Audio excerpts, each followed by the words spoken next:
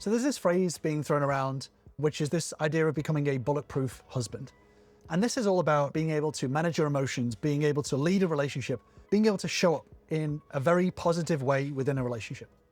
And a lot of what I've spoken about is pretty good, but I think it can be better. So in this video, I want to break down why you don't want to become a bulletproof husband. And I want to talk about what is more powerful and what we can do instead. For those of you who don't know, being bulletproof is this idea of being emotionally strong and resilient. So us men, especially, can sometimes struggle with managing our emotions, partially because of the way a lot of society has raised us. Sometimes we learn ineffective tools from our parents and teachers, things like that.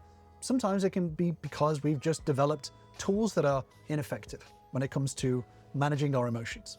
So this idea about being bulletproof, being able to manage your emotions in difficult situations and situations that may trigger a lot of big emotions, is a good thing. It's really important to develop this emotional tool set so that you can not just survive, but thrive in difficult circumstances, emotionally difficult circumstances. So the underlying idea of becoming bulletproof, I think is great, but I think there's a better way. And before I jump into that, there's a couple of things that I want to point out as to why this whole idea of being bulletproof can actually work against you. So the very first thing is the words itself. Now, this may sound like I'm splitting hairs or being pedantic, and in a way I kind of am. The language that we use to describe things, to look at things, is usually a direct reflection or feeds into our perception of the world. So this idea of being bulletproof as a husband kind of creates this idea that you're being constantly attacked. And it can subtly instill this idea of this victim mindset. If you think about it this way, someone is firing metaphorical bullets at you, especially when it comes to a relationship. If your partner is attacking you, it creates you as this victim who is having to defend themselves from these attacks. So the words that are being used can actually subtly reinforce this idea that you are a victim. So when people talk about becoming bulletproof as a man, as a husband, or even just as a partner, this idea of being bulletproof implies that you are a victim of other people. So even when you're putting in the effort to become more resilient, seeing it as bulletproof or developing this thick skin, it still kind of implies that you are a victim of other people, of your partner, of the world. So it can subtly reinforce this idea that you are a victim. The problem with that is that if you are still seeing everyone around you, or more specifically your partner, as an attacker on you, it kind of paints this picture that you and your partner are not on the same team. So you see yourself as being attacked because you're sat there going, oh, I just need to defend myself from these attacks. And then I can move forward, then I can say what I have to say. So it reinforces this idea that you are a victim. Again, I want to be clear that I know that it may sound like I'm splitting hairs, but if this is the language that is being used, I think there's a better way. I think there's a better language that we can use to describe these situations. Because the last thing we want to do is to see ourselves as a victim. So I think the language is really important. But not only that, I think this idea of being bulletproof, like I touched on before, it also puts you in a place of kind of surviving. If you think about being bulletproof, this is you tolerating something happening to you. It kind of keeps you in a passive state. It kind of reinforces this idea that you just be passive for a little bit before you then go on the attack or before you lean into it. This idea of being emotionally bulletproof kind of paints this idea that you are still in a state of passivity rather than an active participant. And again, it may sound like it's being pedantic, but I think there's a better way of looking at it. And what I talk about a lot with members is this idea of emotional alchemy. So alchemy is kind of an very old school idea of turning lead into gold, of turning something that is seemingly worthless into something that is valuable. With emotional alchemy, we're not looking to be in a state of just passivity, of just tolerating, of just like surviving situations. We're looking to see how we can turn things into a positive. So if you think about kind of three states, there's fragile, which is where things happen and you fall to pieces. right? The world happens to you, you fall to pieces and things don't get done. You don't get through the situation. You just stumble and fall. Then there's the second stage, which is that you are kind of resilient. This is the bulletproof idea, that you are just getting through it. You're just surviving through it. But again, it's just a very passive way of looking at things, of just looking at situations that are challenging as, if I just get through this, then I'll be okay. But then there's the third state, and this is what people call anti-fragile. So I'm not going to claim that I invented this terminology at all. There's an entire book on it that I will link to in the description down below or right in the description. People talk about this idea of anti-fragile, which is when difficult things happen, that is when you shine. That is when you actually become your best. That is when you are able to show up in the best way. If you think about it in a way of the more pressure gets put on, the more you're able to turn that into positive, into fuel to move you forward. If you think about a beach ball in a swimming pool, the more you push on it, the more the pressure builds up and the more it pops up into the air. That's what we're looking at here. That is what anti-fragile is. And the reason why I'm saying this is that being resilient, I think, is important, but we can do more than being resilient. When difficult situations come up, rather than seeing ourselves as being attacked, we're simply looking at it from an outside-in perspective of how can this situation be used as fuel to make things even better. So this isn't surviving bullets. This is about looking at a situation and saying, what can be done to turn this into a positive? Not just for me, but within my relationship, for everyone. And this is a really important core shift. So with that being said, I want to talk about how to become emotionally anti-fragile, how to use emotional alchemy to turn difficult situations that would normally make us fragile into something that is anti-fragile, something that actually helps our relationship, ourselves, our partner, and makes things better than it was before. So the very first thing is the core shift. When it comes to our emotions and becoming emotionally anti-fragile, the shift is internal versus external. Your partner's behavior doesn't create your emotional state. If you're looking at your relationship as being bulletproof, you're basically looking at it as, I have to defend myself from my partner's actions. But the truth is that your partner's behavior doesn't create your emotional state. It can trigger what is already there. If criticism destroys you, it's because it hit a pre-existing insecurity. So the first step is to understand that when it comes to emotions, events, actions don't create emotions. Your interpretation of them does.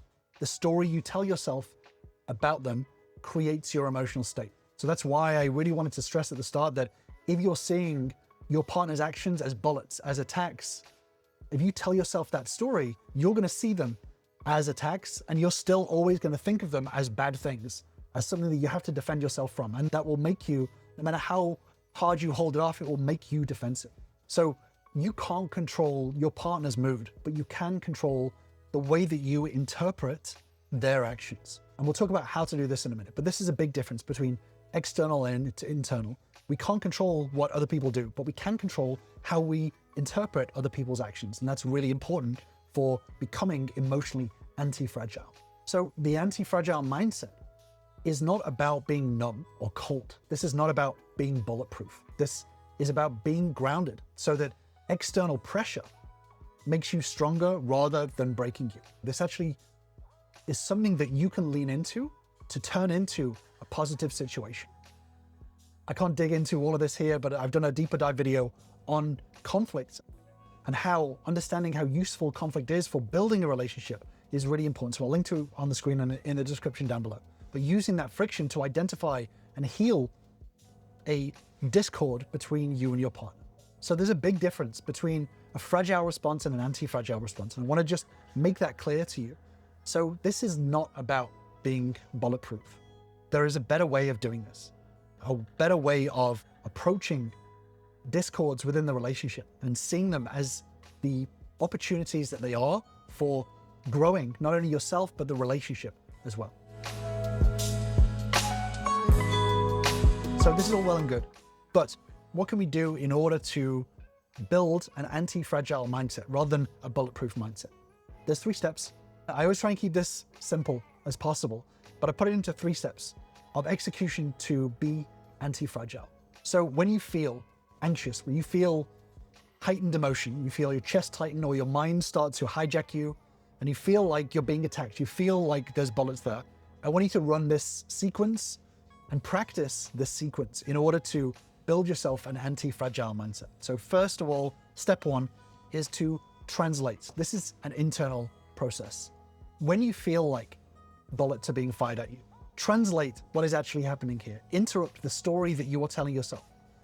When you feel like you're being attacked, interrupt that story. So the old story is, she doesn't respect me, she hates me, she doesn't respect anyone. Whatever this old story is, interrupt it and retranslate it. So translate it into, I feel disrespected, but how could this be an opportunity to change the current situation? Step 2 is to re-anchor. And again, this is another internal process. So disconnect your identity from the event. So remind yourself that your value is not based on this one event. Your value is based on who you're becoming, the process that you have. So as of right now, you're continuing to grow yourself. Your value is not dictated in this moment. Your value is dictated in who you are becoming. This allows you to ground yourself to the growth process rather than this instant right now. So even if you feel like you're not valued by your partner, or even if you feel like you're being attacked, remind yourself that your value is still based on who you become, on who you grow into be. And this situation right now can be part of that growth process. So grounding yourself to a process rather than a small moment in time, like right now. If you're grounding yourself to the growth process, it means that your worth doesn't fluctuate based on external circumstances. So your worth doesn't fluctuate based on what your partner feels right now or what you feel right now. Your self-worth is based on the trend line, right? If you think about it in a stocks way, you don't look at the stocks on a daily basis going, oh my God, like I'm worth nothing right now. And then the next day, oh my God, I'm a millionaire. You're looking at the trend line. That's what we need to do. And that's what the growth process is, looking at the trend line and basing your self-worth based on that trajectory. That leaves your self-worth in your control because you control the process and what actions you take in order to grow yourself. And step 3 is being able to lean in to a situation without hate. So this is an external process. This is about the communication side of things. And obviously I can't jump into communication in just this YouTube video. This is something that I work on quite extensively with members, is understanding the communication process and the skills and tools in order to turn this into a positive. If you do want to dig deeper into this and start your journey, then join my relationship bootcamp, where you'll learn the same fundamentals that all my members start with to start turning their relationships around, learning the right processes in order to externally turn these situations into positives with communication. So if you do want to join us, then I'll leave a link in the description down below if you want to grab your spot. So using your communication skills, being able to come from a place of strength, not anger, being able to lean into it rather than run away from it. So being able to validating your partner's feelings. So let's say your partner has given you a point of view about you that you don't necessarily agree with, being able to lean into it with validation. So for example, hey, I can understand right now that you probably feel pretty hopeless about the way that I do things sometimes, and maybe you feel like there's better ways of doing things. And I think I would feel the same way. I think old me would probably shoot you down, get defensive, maybe act like a victim about it, but that's not something that I want to do anymore. What I would like to do is change it up a little bit. I just want to hear what you have to say right now. So I probably won't say much, but I really want to make sure that I'm doing things differently moving forward. And that at the very least means that I need to listen more. Is that okay with you?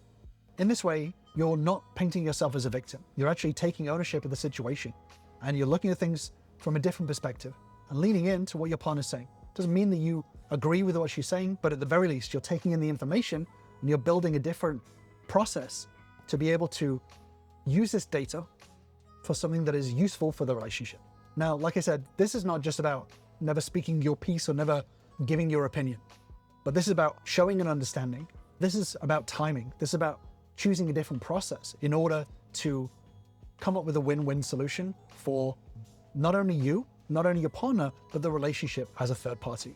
So this is really important to shift out of this old process and into a new process. So not seeing things as bullets, but seeing things as an opportunity to do things differently and to grow both yourself, your partner, and the relationship in a different direction, a more useful direction.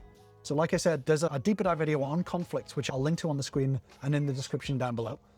Seeing things in a different way and seeing these opportunities for what they are, rather than what other people tell you that they are, bullets, attacks, will help you to not only grow yourself, but also to grow the relationship, to have a much stronger, more trusting relationship moving forward. So I'll leave you with that deep dive video, and I'll see you over there.